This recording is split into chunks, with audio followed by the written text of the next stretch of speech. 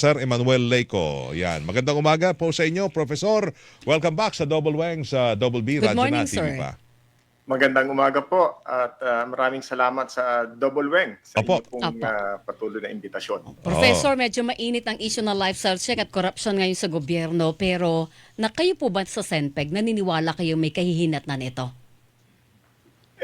Pagka po yung takbo ng investigasyon ay ganun lang at hindi naman kasama ang mga mamamayan, baka para pong katulad ng dating mga investigasyon na nalunod na naman doon sa mga ibang pangbalita.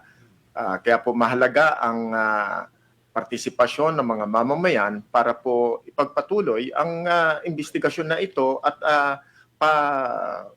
ilabas ang mga totoong issue na nandito po sa mga investigasyon na to. At maraming salamat din sa media dahil sa patuloy po ninyong pagkilati sa mga issue na inilalabas, lalo pong nagiging interesado ang ating pong mga mamamayan. Sa paanong paraan ho pwedeng makibahagi ang publiko kanyo? Kasi may mga investigasyon na gagawin. Meron na ho sa Senado nag-umpisa, meron din ho sa Kamara, sa mga congressman o sila ho meron ho sa kanilang mga hearing o investigasyon.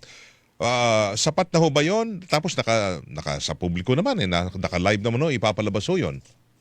Opo, ang nakikita natin, malaki po, malawak ang mga issue na ito. Bilyones at mukhang trilyones pa ang umabot dito. Daan-daang mga proyekto, kakayanin kaya ng iisang ahensya na imbestigahan lahat ito. Kami po sa Senpeg ay naninindigan na kung ang mga mamamayan sa mga komunidad ay maipapakita kung meron o wala na mga proyekto doon sa kanilang mga lugar, isa pong panimulayan. Pero ang isa pa pong dapat tutukan dito ay palalimin pa ang mga investigasyon na to.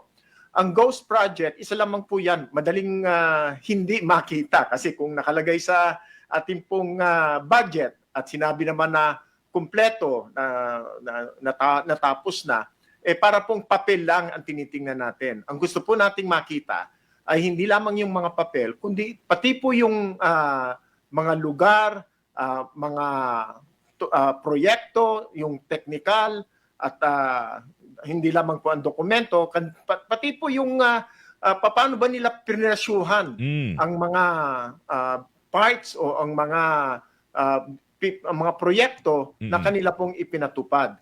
Makikita po yan ng mga mamamayan. Katulad po ng mga nababalitaan natin, ang isang cat eye yata ang binanggit dito.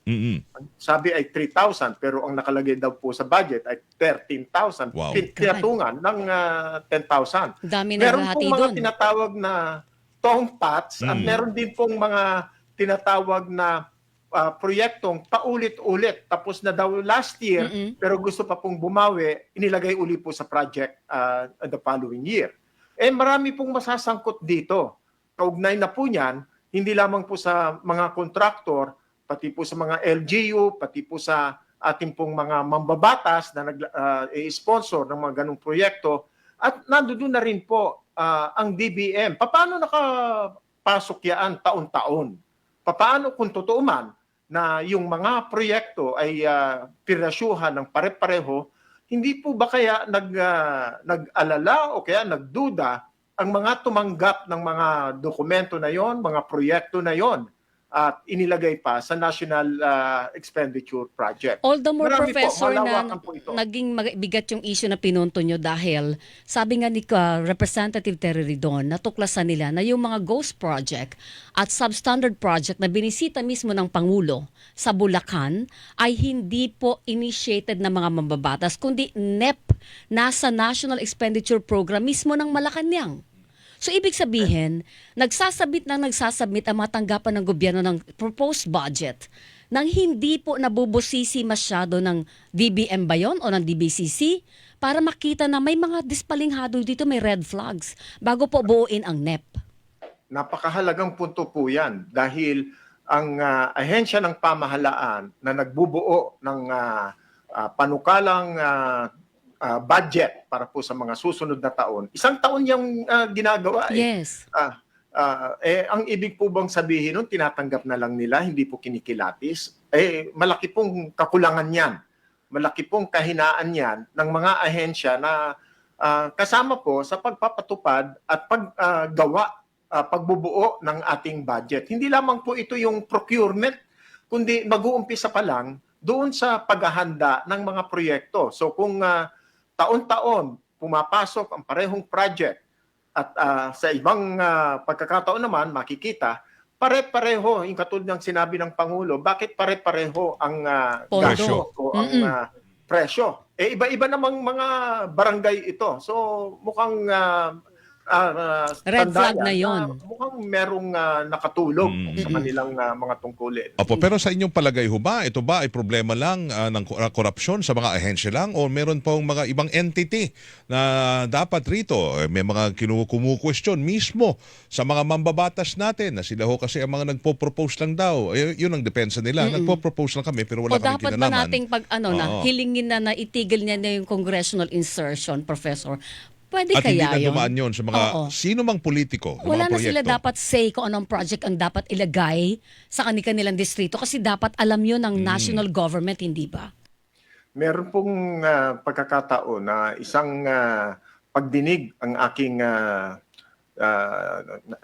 aking nasaksihan na ang sabi ng isang congressman, kami ang nakakaalam ng pangangailangan ng aming mga mamamayan, ng aming pong mga constituents. Kaya kami dapat ang pakinggan, sabi po yan ng isang congressman.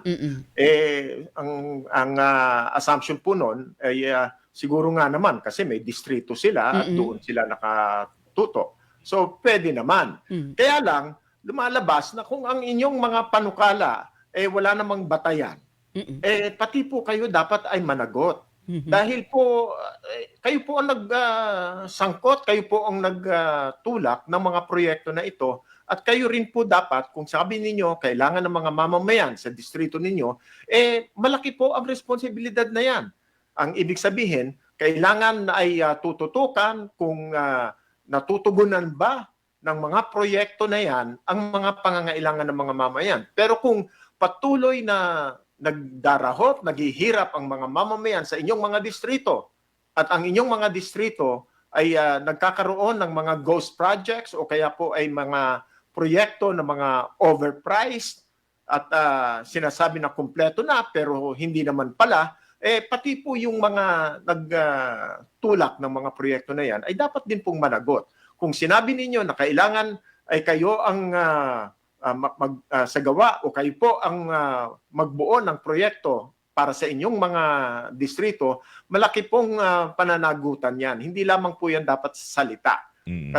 Kundi patuloy rin po na kung ito ang proyektong ito ay ipinapatupad na, dapat titingnan ano ba ang kalidad at sino ba ang nakikinabang sa mga proyektong ito. At kung hindi naman, katulad po nung sinasabi ngayon, ang tinataya mula po ng siguro po ng mga kasama pa po yung mga ibang administrasyon, trilyones na ang gastos para po sa flood control projects at makikita nila na mukhang 40% lang ang napunta sa totoong proyekto. Okay. So paano po yan? So ngayon, kung magkaroon ng investigasyon, ang gusto po nating makita dito ay meron pong managot. Alright. At meron naman pong batas na nandiyan na para sabihin na ang mga nagkulang, ang mga kumupit, ang mga nagnakaw ay meron pong pananagutan. kaparasukan. Prof, nako, napakaganda ng mga nabanggit nyo sa uli. Thank you po, Professor Emmanuel Leyco, sa oras na naibigay nyo ngayong umaga Good sa amin. morning, Professor. Thank Good morning, you. Prof. Magandang umaga po, Ma'am Weng at Sir Weng. Thank you Mabuhay po. po tayong lahat. Thank you. Senior Fellow, Center for People Empowerment in Governance and CENPEG, Professor Emmanuel Leyco. Salamat po. Kilingan, walang pinoprotektahan.